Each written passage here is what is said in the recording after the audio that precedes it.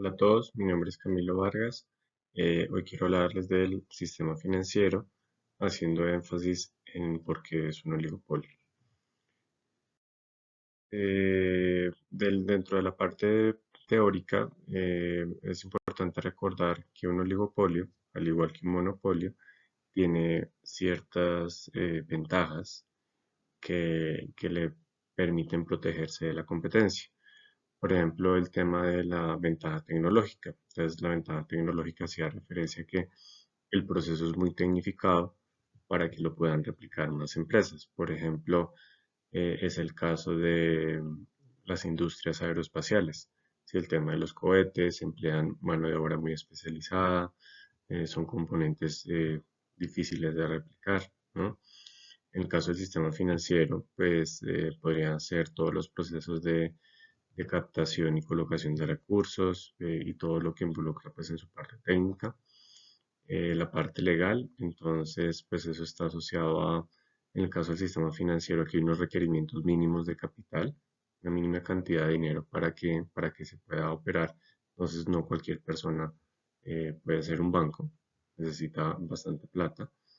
Ventaja natural hace referencia a que por temas de infraestructura, es difícil de que haya más competidores. Por ejemplo, en el caso de las aerolíneas, pues el tema del aeropuerto, pues hay un espacio limitado y eso evita que no sea rentable, por ejemplo, hacer un segundo aeropuerto o un tercer aeropuerto, porque se incrementan considerablemente los costos medios de la industria o del sector. Ventaja estratégica hace referencia a que, por ejemplo, a veces hay asociaciones entre empresas, por ejemplo, que una empresa que produce hamburguesas solamente vende productos de gaseosa de cierta compañía, entonces hay una alianza estratégica y pues eso limita el mercado. Estas ventajas generan barreras de entrada, o sea, es difícil entrar a ese mercado. Entonces, otra forma de entender las ventajas son barreras, ¿sí? Entonces puede ser barrera tecnológica, barrera legal, barrera natural, y estos generan poder de mercado. Y como consecuencia, si se limita la competencia en un sector, la entrada de empresas, pues las empresas van a hacer beneficios, pero no solo beneficios en el corto plazo, sino también beneficios en el largo plazo. Y van a haber pérdidas de eficiencia, pues que cuando se compara frente a un modelo competitivo, pues el precio va a ser más alto, que eso se le llama poder de mercado, y las cantidades pues van a estar más restringidas. Aún así es importante hacer las diferencias con el caso de monopolio. En el caso de monopolio hay poder de mercado, como bien lo comentaba, porque se cobra por encima de sus costos marginales, pero ese poder de mercado va a fluctuar dependiendo de si las empresas actúan cooperativamente o competitivamente. Si compiten entre ellas, el poder de mercado va a ser más pequeño. Si actúan como si fueran una sola empresa, por ejemplo en un cartel de forma cooperativa, pues el poder de mercado va a ser más amplio. Eh, También en el caso de los oligopolios, el producto puede ser homogéneo o diferenciado. Puede ser, no sé, en el caso de los bancos, pues una tarjeta de crédito es muy parecida entre lo que ofrece un banco y lo que ofrece otro banco, pero pues también pueden haber productos diferenciados. Entonces, no sé, puede ser el caso de que eh, a pesar de que ofrecen una tarjeta de crédito, cierto banco puede permitir que uno pueda parametrizar el cupo de esa tarjeta de crédito. O sea, que uno pueda tener, uno mismo se asigne su cupo, pues bajo ciertos límites, ciertamente, ¿no? Y puede que en otra entidad financiera pues sí sea estándar. También puede pasar en el sistema financiero que algunos bancos cobran cuotas de manejo por el uso de sus productos, otros no la cobran. Entonces eso podría ser un producto diferenciado, ¿no? Y ya lo comentamos, pues esto genera pérdidas irrecuperables de la eficiencia. ¿Por qué? Porque se cobra más que un mercado competitivo y porque se restringe la cantidad que se ofrecería en un mercado competitivo. Pensémoslo que en Colombia a veces las personas no pueden acceder al sistema financiero tradicional a los bancos, especialmente los colombianos de menores recursos, y les toca acudir a otras alternativas. Por ejemplo, en el caso de los créditos hipotecarios, acuden al Fondo Nacional del Ahorro. porque a veces pues los bancos tradicionales no le prestan eh, créditos, no les dan créditos a los colombianos y tienen que acudir a una entidad gubernamental o ahora todo esto que ha cobrado mucha fuerza desde el 2016 y son todos esos temas de las billeteras digitales que ahora manejan temas de préstamos, ¿no? Aquí le presto 3 millones y solamente tiene que mostrarme ciertos requisitos, identificación. Entonces, digamos que esa forma también muestra que el sistema financiero no cubre a todos los colombianos. Hay pérdidas de eficiencia, ¿no? No cubre todo el mercado, pero pues esas pérdidas se han venido reduciendo por todo este tema de las billeteras digitales, las fintech y cosas de ese estilo, pero pues todavía falta camino por recorrer. Ejemplos de oligopolios, pues el financiero, que es el que más les he hablado, las universidades, las compañías de celular, todo lo que es de telefonía móvil, Tigo, Claro, Movistar, los hospitales, las empresas de construcción, los proveedores de llantas, las aerolíneas, las que fabrican software y hardware, pues hay muchísimos ejemplos. Entonces todos los oligopolios son eso, más que un número de empresas que define un oligopolio, yo creo que lo importante es que es muy difícil montarles competencia, porque son empresas muy consolidadas, muy grandes. Entonces, lo que comentaba, más que el número, lo importante es qué tan consolidadas están las empresas en ese sector, bien sea porque están protegidas legalmente, bien sea porque lo que hacen es muy tecnificado y es difícil replicar ese proceso, o porque la misma infraestructura o la condición del mercado hacen que hayan poquitas empresas. Como todo, una imagen dice más que mil palabras, pues el caso de las aerolíneas en Colombia Bianca, el caso del sistema financiero, por decir algo, Bancolombia, pero recordemos que, por ejemplo, en el caso del sistema financiero de Colombia, serían como tres, cuatro grandes grupos. A pesar de que en Colombia hay, no sé, como 20 bancos, hay bastantes, lo importante no es la cantidad, volvemos, sino el conglomerado al cual hacen parte. Por ejemplo, Bancolombia, pues pertenece al grupo empresarial antioqueño. Si bien Banco de Bogotá, Banco Popular, el Banco de Villas y el Banco de Occidente parece que son diferentes, en realidad pertenecen al mismo conglomerado que se llama el Grupo Aval. Entonces, si sean cuatro bancos diferentes, pues es como si fueran un solo banco, si es el mismo conglomerado. El tema de la banca extranjera, pues podría ser otro conglomerado y así sucesivamente. El tema de los ingenios azucareros, digamos, hay poquitos en Colombia, también tiende a ser un oligopolio. Las constructoras, claro, por el caso de la telefonía, además que claro, pues está regado a nivel internacional, ¿no? Y las farmacéuticas como Bayer, por ejemplo. ¿Qué se puede hacer cuando hay oligopolios? Pues en parte aumentar la competencia, es obvio, pero vaya que cree esa competencia, o sea, coge una empresa chiquita y haga que crezca, pues no es tan fácil. Regular temas de precios máximos y precios mínimos, por ejemplo, en el sistema financiero está la regulación de las tasas de interés. En Colombia eso era muy fuerte por allá en los 80s y las tasas de interés no podían pasar ciertos límites, o sea, era altamente regulado. Después eso se liberalizó, en los 90 pues eso quedó como el mercado, pero muchos autores dicen que igual son altas las tasas de interés en Colombia, incluso en términos reales, ¿no? ¿Cuáles regulaciones persisten a las tasas de interés? La tasa de usura, que la tasa de usura es el límite máximo que se coloca a los préstamos de consumo, por ejemplo, ¿no? Y eso se fija de forma trimestral. Claro que desde mi punto de vista no tiene mucho sentido. ¿Por qué? Porque toman el promedio de las tasas de los bancos. Entonces, ¿por qué no sirve mucho esa tasa de usura? Porque si el banco X cobra al 30%, el banco Y cobra el 35% y el banco Z al 40%, pues se saca un promedio entre esos tres y nadie podría pasarse de eso. Pero ahí la pregunta natural es, si es un promedio y alguno de esos tres bancos le da por subir la tasa de interés, ¿qué le va a pasar a la tasa de usura el siguiente periodo? Pues naturalmente va a subir. Entonces, realmente no es una tasa regulatoria, sino es más bien una tasa de mercado porque depende de a cómo esté el promedio de las tasas de todos los bancos. Pero bueno, algo es algo. El otro es la tasa regulatoria hipotecaria, o sea, se le colocan techos a las tasas hipotecarias y esa la supervisa el Banco de la República. Ese es un máximo de las tasas de interés hipotecarias en Colombia. Y eso salió pues a raíz de la crisis del 99. Lo otro es nacionalizar. En el sector financiero en Colombia, cuando fue la crisis del 99, varios bancos se nacionalizaron, otros bancos públicos se liquidaron, ¿no? Y como todo, pues si el tema es grave y la solución es peor que el problema, pues es mejor dejarle el mercado quieto. En Colombia, todo el tema de las superintendencias se encargan de supervisar generalmente a oligopolios o a mercados que tienen oligopolio. Por ejemplo, la superintendencia financiera, que regula el sistema financiero. Antes era la Superintendencia Bancaria y de Valores, pero se unieron en una sola. La Superintendencia de Servicios Públicos, entonces todos los temas de agua, de luz, de alcantarillado, ¿sí? O sea, que las tarifas sean las apropiadas. La Superintendencia de Puertos y Transporte, la Superintendencia de Sociedades, junto con la Superintendencia de Industria y Comercio, tienen un campo de acción muy amplio, o sea, regulan a muchas empresas.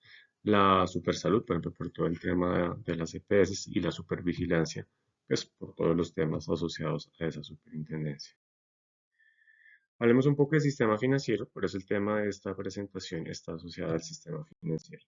Eh, Algo que se mira mucho en el sistema financiero es el tema de la profundización financiera, que suena sofisticado, pero es un concepto muy sencillo.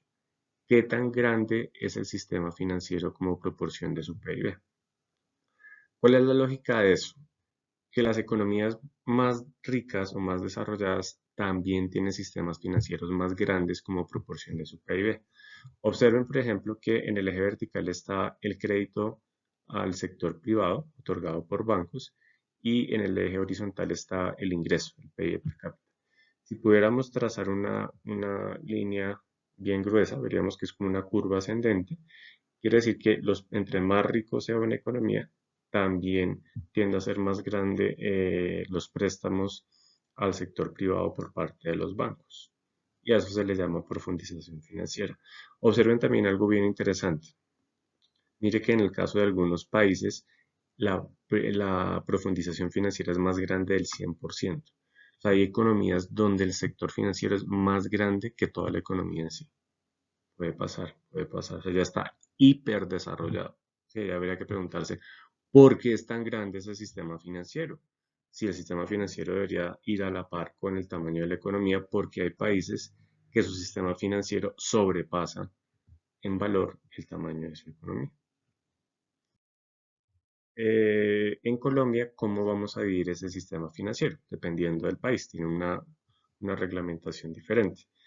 En Colombia, el sistema financiero se divide en mercado monetario, mercado de capitales, mercado de divisas y otros mercados.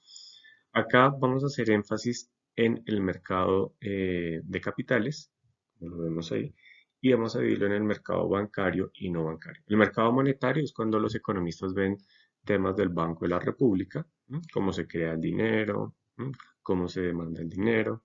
Mercados de divisas, pues más para una clase como de finanzas, ¿sí? Cómo se compran y se venden las divisas. Pero acá vamos a hacer énfasis más en lo que acá se llama mercado de capitales y ese mercado de capitales lo vamos a dividir en dos. Mercado bancario y no bancario. Bancario, otro nombre, es mercado intermediado, ¿no? Y en lo bancario es el mercado desintermediado. Entonces, intermediados, el principal caso es los bancos y el desintermediado hay varios casos, el mercado accionario, derivados y el mercado de renta fija. Del derivados, pues este no es el espacio para hablar mucho del mercado de derivados y no es tan desarrollado en Colombia. En ciertos países desarrollados sí es mucho más importante. Bueno, cuando uno habla de un mercado intermediado, aquí está haciendo referencia que hay un marranito. Entonces, del marranito, el ahorrador, o sea, la persona que tiene un ingreso más de lo que consume, deposita la plata en el marranito. ¿Sí? El marranito coge esa plata, le hace algo a ese dinero y presta esa plata. ¿A quién le presta esa plata?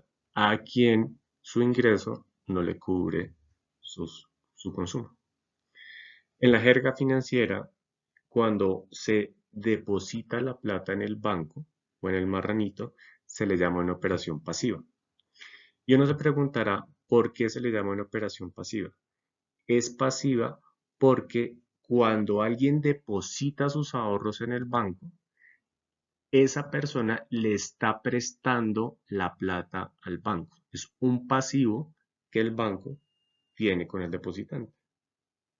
Mientras que cuando el banco genera un crédito y se lo presta a otra persona, como el banco fue el que originó el préstamo y se lo presta a otra persona, valga la redundancia, esa operación para el banco es un activo.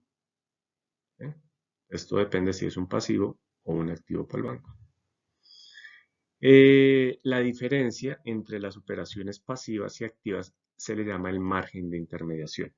Como cualquier empresa, los bancos quieren comprar barato para vender caro.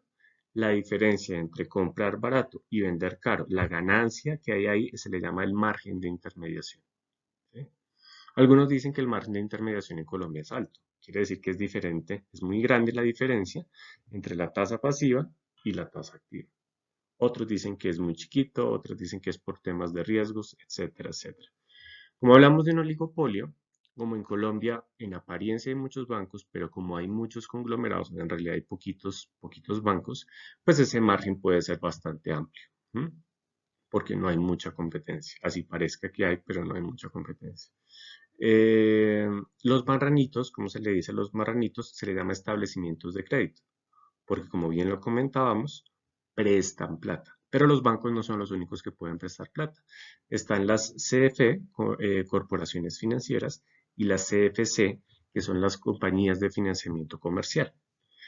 Digamos que uno diría, bueno, ¿y cuáles son las diferencias entre esas? Pues básicamente las diferencias es que en la forma en cómo captan y la forma en cómo colocan. Por ejemplo, los bancos son los únicos que pueden captar a través de cuentas corrientes. O sea, uno no puede ir a una compañía de financiamiento comercial y, ay, voy a abrir una cuenta corriente en esa compañía de financiamiento comercial. No, le van a decir, acá si quieres guardar la platica, te abrimos un CDT. ¿Sí? Entonces, realmente todas captan, todas recogen, pero recogen de diferente manera y prestan para diferentes cosas. ¿Mm? Entonces, son establecimientos de crédito, son establecimientos de crédito, ¿vale? Ejemplos de operaciones pasivas, o sea, cómo son formas de depósitos, cuentas corrientes, cuentas de ahorro, los CDTs, los repos, los papeles comerciales, ¿no? Uno deposita los recursos en el banco y pues hay diferencias, ¿no? Una cuenta corriente, por ejemplo, tiene chequera, una cuenta de ahorros no tiene chequera, una cuenta corriente permite sobregiro, una cuenta de ahorros no permite sobregiro. Un CDT son unos ahorros que se pueden retirar después de cierto plazo y por eso remuneran un interés más alto que la cuenta corriente y la cuenta de ahorros. Las operaciones activas, o sea, las de préstamo, la Superintendencia Financiera en Colombia las clasifica en 4 categorías. La primera son préstamos de consumo, por ejemplo, cuando pasamos la tarjeta de crédito.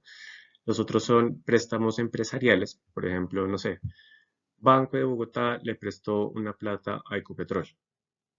Esos son, o sea, son para grandes empresas. Préstamos de vivienda, el tema de para comprar una vivienda, para mejorarla, todos los temas de leasing, creo que leasing habitacional se meten ahí. Préstamos de microcrédito, pues son empresas muy pequeñitas, creo que son hasta 10 empleados y cierto nivel de ventas. Entonces ahí se manejan pues, los tipos de operaciones.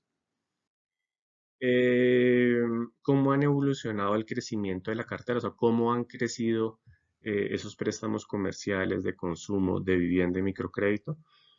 Si vemos la gráfica, pues desde el 2003, en términos reales, quiere decir que es quitándole el efecto de la inflación, observen que la cartera ya no crece tan rápido en Colombia. Miren, por ejemplo, algo impresionante. En 2005, los microcréditos crecían al 65% por encima de la inflación. Eso, pues, eso era la locura. Los de consumo crecían al 45% por encima de la inflación por allá en el 2006. Los que crecían más lentos eran los comerciales y todo este tema bueno, que después bajaron los de microcrédito, todo este tema de las viviendas. Pero claro, uno que diría, o qué explicación económica yo le encuentro a eso. Pues recuerden que en Colombia la crisis del 99 fue devastadora. ¿M? Y esa crisis colombiana se recuperó rápidamente. De hecho, se demoró por ahí sus 5 añitos. Entonces, claro, después de una crisis como que todo empieza, todo el jardín empieza a florecer y entonces también yo supongo que los créditos también se disparan porque venimos de tocar fondo y la economía otra vez pues está saliendo pues de ese fondo. Y pues ya digamos el año pasado en 2023 observen que incluso lo único que crecía real positivo era la cartera de microcrédito, o sea, crecía más allá de la inflación, pero estaba sufriendo muy fuertemente afectado todo el tema de los créditos de consumo. Miren que después de los encierros el consumo fue muy importante en Colombia, o sea, la gente se endeudó mucho, pero después ya la gente dejó de endeudarse tanto y ahí la economía se empezó a desacelerar, ¿no? El tema de la vivienda también, pues porque todo el sector constructor. Entonces, si la economía se desacelera, pues la parte de la cartera, la parte de los créditos, naturalmente también va a empezar a retroceder. Cuando miramos ya no el tema de la colocación, sino de la captación, ¿sabe cómo recogen la plata los bancos? Observen que la mayoría de las fuentes de fondeo, de captación de los bancos, esos son los depósitos a término, o sea, los CDTs, es que es esto amarillito de acá, ¿no? Y miren que lo que ha perdido importancia ha sido el tema de los depósitos a la vista. Si ven que lo morado está por debajo del eje horizontal. Entonces, depósitos a la vista fue lo que hemos comentado, por ejemplo, cuentas corrientes, cuentas de ahorro, o sea, cosas que uno puede retirar de inmediato. Han perdido importancia. Miren acá también en esta gráfica amplia de los últimos años, los depósitos a la vista están en terreno negativo. Pues negativo quiere decir que están creciendo por debajo de la inflación, quiero decir. Y los depósitos a término, pues son los que crecen por encima. Entonces parece que los bancos tienen una preferencia hacia los CDTs sobre los depósitos a la vista. Entonces, volvamos a ese tema del margen de intermediación. Dijimos que el margen de intermediación es comprar barato para vender caro. Veamos qué dicen los datos. Miren más o menos que la línea negra, esta gráfica es del hora, es la tasa de los créditos, sería como la tasa activa, ¿eh? Y estas grisecitas de acá son tasas de captación, o sea, cómo el banco recoge plata. Uno puede ser los CDTs, o sea, uno como ciudadano de a pie le presta esa plata, uno es un proveedor para el banco, ¿no? La tasa de intervención del Banco de la República, que es una gris ya no tan fuerte, y la inflación. No es casualidad que la tasa de los CDTs y la tasa de intervención del Banco de la República se muevan al unísono. Entonces el banco a la larga dice, yo me voy a fondear con el República o me voy a fondear con el ciudadano de a pie. Y veamos cuánto es ese margen de intermediación en Colombia. Entonces, según estos cálculos, vamos a mirar la diferencia entre la grisecita más alta, que en este caso en el 2014 era la tasa de los CDTs, que estaba como al 4%, ¿sí? Y la tasa de los créditos, que es la activa, que estaba más o menos al 10%, quiere decir que el margen de intermediación estaba más o menos en el 6%. Hay personas que dicen que eso es alto, hay personas que dicen que eso es bajo, pues yo estoy mostrando el dato, ¿no? Y ese es el poder de mercado que hablamos los economistas. Cuando el sistema financiero está más concentrado, no tanto el número de bancos, sino la cantidad de conglomerados que hay, y hay poquitos conglomerados, pero que son dueños de muchos bancos en Colombia, pues pueden hacer que esa diferencia se haga más grande, ese margen de intermediación o ese poder de mercado que los economistas lo miden con el índice de Larner. Cuando hay más competencia o hay menos barreras, uno esperaría que se desconcentre el sector, ¿sí? Y ese poder de mercado empiece a bajar. La pregunta clave es, ¿qué es una ganancia justa para un banco? ¿Cuánto es? Los bancos pues tienen que hacer plata, o sea, son entidades, tienen que sostenerse, pero ¿hasta cuándo las ganancias son sostenibles y ya son ganancias abusivas? Esa sería la pregunta fundamental. ¿Mm? ¿Hasta cuándo los bancos abusan de su poder de mercado y hasta cuándo no? Esa es una pregunta fundamental.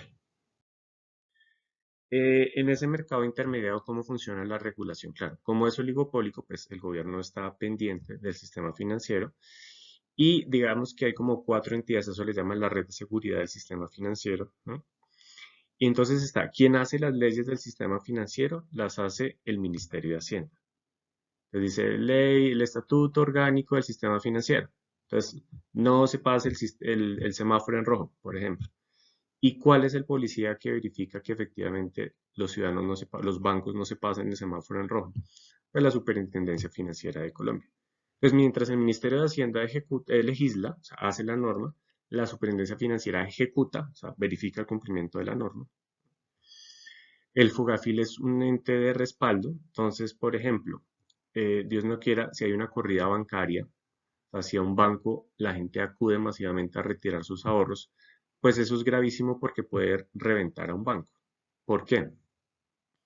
Si yo deposito 100 pesos en un banco, 90 de esos que yo deposité, el banco los va a prestar y 10 los va a guardar como reservas.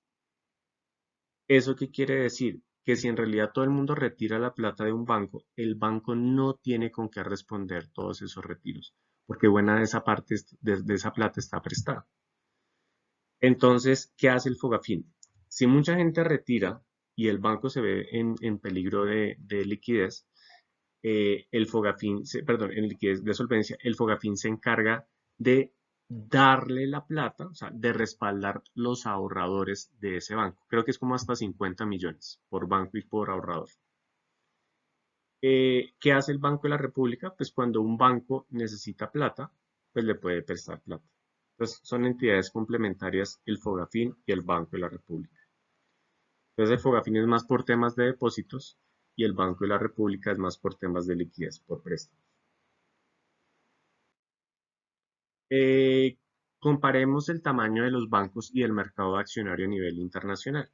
Por ejemplo, observen que en Japón el crédito bancario pesa el 108% del PIB, o sea, es más grande que todo el PIB y su mercado accionario pesa más que todo su PIB. Países donde eso también es grande, el caso de Noruega, miren, 122% y 165%.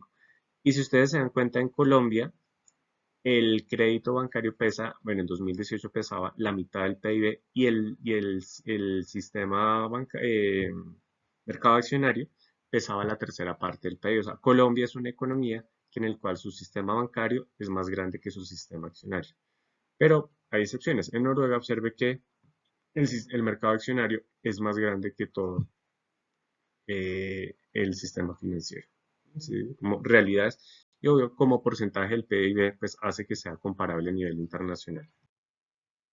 Dentro de estos temas, obviamente que ya les había comentado que empezaron en 2016, están todas las fintech, o sea, toda la parte financiera tecnológica.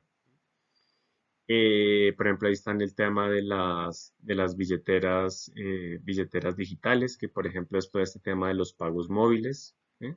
Es un 9%. Ahí también se reciben temas de remesas, pero también han habido préstamos, lo que les dije, préstamos que son no tradicionalmente del sistema financiero. Creo que hay una que se llama, por ejemplo, Solventa, creo que es. Entonces, temas de préstamos, gestión de finanzas empresariales, el tema de que ahora pues hacen la contabilidad de las empresas, una facturación digital, los préstamos ahorita se llaman el crowdfunding, que eso es como hacer una vaca, ¿no? Varios colocan una plata y pues contra eso se hace pues el tema del préstamo. Bueno, vamos a saltar esto. Ah, no, mentiras. Esto es importante porque yo no sé si lo conocen, pero hay una tasa internacional que se llama la tasa LIBOR. ¿No? Esa es como una tasa en la cual se hacen o se indexan todos los préstamos bancarios a nivel internacional. ¿Cuál fue el tema? Que uno diría que esa tasa LIBOR, que pues es de Londres, ¿no? Principalmente en la parte de Londres se formó, es de mercado, o sea, es libre compra y venta de créditos y la fija el mercado. Pero se descubrió un cartel bancario, o sea, que habían grandes entidades financieras que se colocaban de acuerdo para manipular esa tasa LIBOR. O sea, claramente es un cartel, ¿no? Pues voy a leer este pedacito. Los reguladores antimonopolios de la Unión Europea multaron a 6 de las más grandes instituciones financieras, el Deutsche Bank, Royal Bank of Scotland, Citigroup, Société Générale, JP Morgan y RP Martin con 1.712 millones de euros. Entonces ahí dice que se colocaron de acuerdo para fijar las tasas en los préstamos de dinero, vienen euros, dólares, yenes en diferentes. Perdonaron a UBS y a Berkeley porque eh, sapearon, yo sé, perdón por la palabra, colocaron en evidencia a los demás y eso pues lo hicieron en el 2012. Eh, y pues ahí están delitos de colusión, delitos de cartel y la manipulación de la LIBOR. Porque pues eso es grave, porque en teoría esa tasa LIBOR se debía fijar por la libre oferta y demanda y resulta que estos gigantes financieros eran los que fijaban eso. Claramente es un abuso, es un cartel como tal. Hablemos de inversiones. Entonces ya nos estamos saliendo un poquito de la parte bancaria y estamos entrando ya a no los préstamos, sino inversiones. Entonces, ¿cómo funciona esto? Un grupo de ahorradores tiene una plática. Le dan esos ahorros a un inversionista institucional. ¿Por qué no se llama un banco? Porque si fuera un banco, recibe todos esos ahorros y los presta, ¿sí o no? Para vivienda, empresas y consumo. Pero ahora lo que va a hacer este inversionista institucional, a diferencia de un banco, es va a armar una maleta, una piscina de títulos. Por ejemplo, eso se le llama un portafolio. Y un portafolio está compuesto por CDTs, que ya los hablamos, los TES, que son títulos de endeudamiento del gobierno, bonos o acciones. Entonces, con toda esa plata, el inversionista institucional se va de compras y va a comprar acciones, bonos, CDTs y TES. ¿Quiénes son ejemplos de inversionistas institucionales? Por ejemplo, los fondos de pensiones y cesantías. Reciben todas las pensiones y con esa plata invierten esa plata en CDTs, TES, bonos y acciones para cuando la persona ya se jubile, le devuelve la parte de la pensión que metió más los rendimientos que tuvo pues ese portafolio. Pero esos no son los únicos. Una compañía de seguros funciona igual. Recoge la plata de todos sus asegurados, la invierte y cuando ocurran los siniestros, pues saca la platica o parte de esa platica del portafolio. Las sociedades fiduciarias funcionan igual. Cuando se está construyendo un inmueble, recogen la plata, ¿sí o no? De los que están interesados en ese inmueble, en ese apartamento, en esa casa, en ese apartamento principalmente. Y cuando se acaba la construcción o mientras están construyendo, invierte esos recursos y después le paga al constructor y pues genera rendimientos ese dinero. Por ejemplo, en el caso de pensiones, ahí, por ejemplo, en Colombia, bueno, y en varios países, es importante ver el perfil de riesgo del ahorrador. Por ejemplo, en teoría, se dice que los más jóvenes prefieren inversiones arriesgadas y los veteranos prefieren inversiones más seguras. ¿Qué es arriesgado? Pues, por ejemplo, veamos este ejemplo hipotético de un fondo 3 que mire que se mueve mucho, es la línea roja, es de riesgo alto, de largo plazo. Mientras que para alguien que está a punto de pensionarse, pues le recomendaríamos que se metiera en un fondo que se moviera poquito, que fuera de riesgo bajo. Veamos las cifras en Colombia. Miren, por ejemplo, que el portafolio riesgoso, pues se llama riesgoso, bueno, además se llama como de alto riesgo. Mire que invierte fuertemente en acciones de Colombia, como un 15% de su portafolio. Las acciones se mueven bastante. Un 30% lo invierte en acciones de Estados Unidos, mientras que el portafolio conservador tan solo invierte un 5% en acciones de Colombia y tan solo un 10% o menos de un 10% en acciones norteamericanas. El portafolio conservador invierte mucho en TES, que digamos los TES son más estables que las acciones, y el portafolio riesgoso invierte muchísimo menos en TES. Más o menos 5 millones de colombianos se encuentran en los fondos riesgosos en temas de pensiones, generalmente son los más jóvenes y los que tienen menos aportes, y 2 millones de colombianos se encuentran en los portafolios conservador y moderado. Eh, Volvamos al tema de por qué es un oligopolio. En Colombia solamente hay 4 fondos de pensiones. 4. Y si bien yo dije que el número no era lo importante, pero pues es muy diciente. Veámoslo acá. Por ejemplo, protección. Protección, ¿cuánto es el valor de sus portafolios? 98,2 billones de pesos. Que se hace referencia al grupo empresarial antioqueño que hemos comentado, a Bancolombia y pues todo ese grupo. Porvenir, que pertenece al grupo Aval, o sea, ese es el que habíamos dicho de Banco Popular, Banco Avevillas, Banco de Occidente, bueno, y el otro que se me escapa. Y es el más grande, pesa 131 billones de pesos. Y los chiquilines, pues es Scandia y el otro es Colfondos, que es 37 y 4 billones. Entonces miren acá, una barbaridad. Estos dos son los que se llevan por goleada a los otros dos. Entonces, claramente es un caso de oligopolio. Y cuando se manejan esas cifras tan grandes, también puede haber poder de monopsonio. ¿Mm? Por ejemplo, como el gobierno emite TES y los grandes compradores de TES son estos 4 de acá, pues puede decirle al gobierno, mire, sabe que esa tasa a mí no me gusta, reconsidere la tasa de los test y cosas de ese estilo. Obviamente, no es así de descarado, o sea, tampoco es que así ocurra en la vida real, pero sí puede haber mucha presión sobre el gobierno para que emita los test o sus bonos a ciertas tasas preferenciales que favorezca pues, a los fondos de pensiones. Entonces, ahí está el tema de por qué es un oligopolio. Claramente, en los temas de pensiones hay muy poquitas empresas, bueno, administradoras, y pues eso es problemático. Los economistas usamos un índice que se llama el índice de Herfindahl-Hirschman y hay como valores para decir si eso está muy concentrado o no está muy concentrado. Básicamente, ¿qué se hace? En este caso sería sumar los tamaños de los portafolios de estos cuatro fondos a 98 más 131 más 4 más 37,8 y después se mira cuánto se lleva cada administrador de ese total. Claramente en protección y porvenir eso va a ser un porcentaje muy alto y después cada uno de esos se eleva al cuadrado y eso da un número. Entonces claramente el índice H pues, sería altísimo para el caso del sector de los fondos de pensiones en Colombia. Y pues en consecuencia podría haber mucho poder de mercado. Claro, ahí el poder de mercado es mucho más sutil. ¿Por qué? En un banco es más claro porque es la diferencia entre la tasa pasiva y la activa. Pero en un fondo de pensiones, uno cómo mide ese poder de mercado. Lo que yo diría es a través de eso. Cuando los fondos de pensiones van a comprar TES, por ejemplo, ahí pueden ejercer un poder de mercado, ¿sí? Frente a las tasas de esos TES y cosas de ese estilo.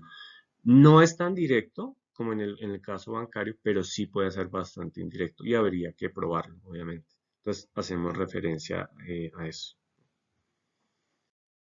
Mercado no intermediado. Entonces observen que ya en este caso de acá ya no está el marranito, o sea, ya directamente el ahorrador se encuentra con el inversionista. Estos serían los casos de, por ejemplo, el caso de las acciones.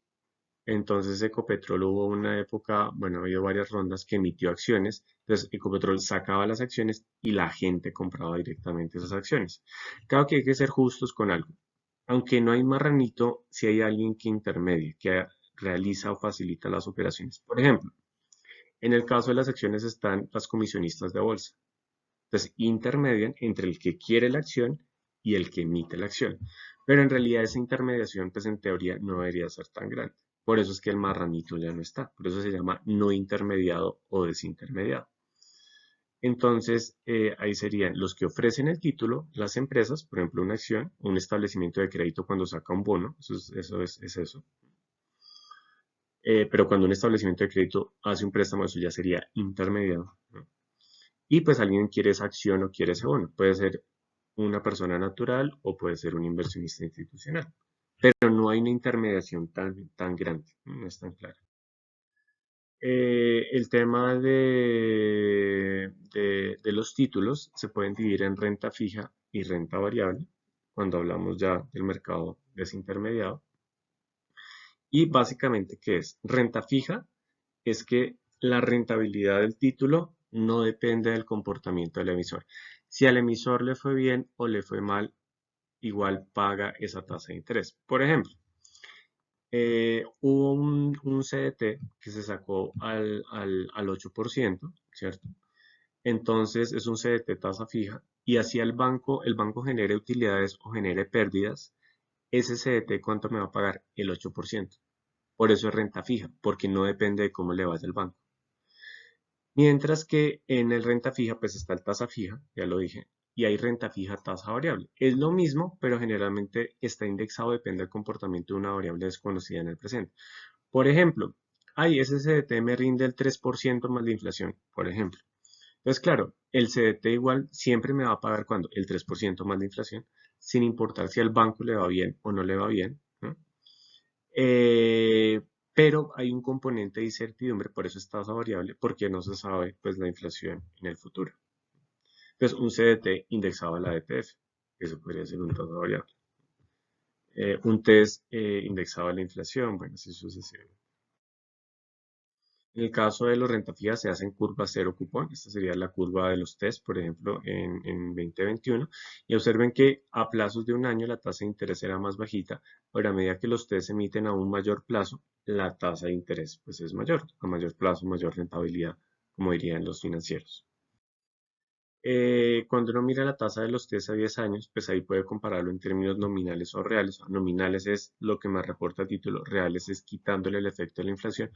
Observe, por ejemplo, que en julio del 2016 los TES a 10 años en Colombia rindieron negativo.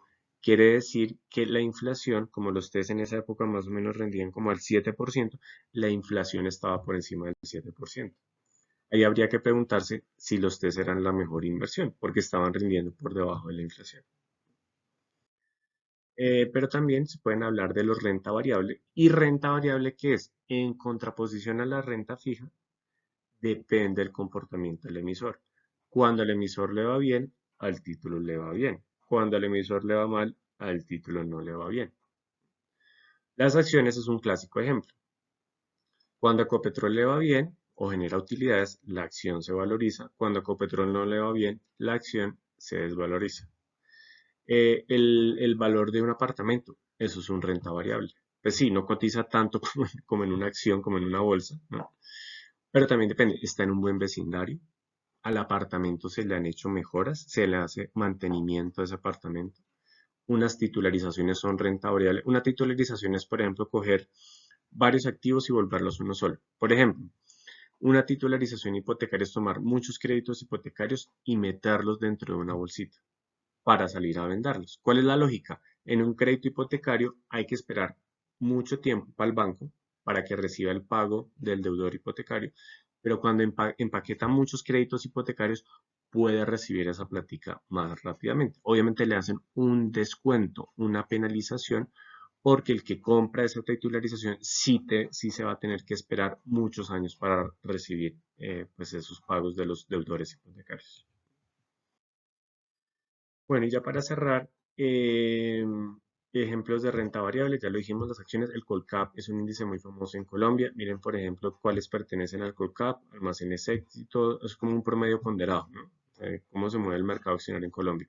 Ese Colcap en 2021 estaba Almacenes Éxito, Banco de Bogotá, Bancolombia, por ejemplo, el BBC, Bolsa de Valores de Colombia, Grupo Suramericana, temas de energía, la empresa de energía de Bogotá, la WB, ¿no? Y así sucesivamente. Después de eso era lo que quería hablarles del sistema financiero.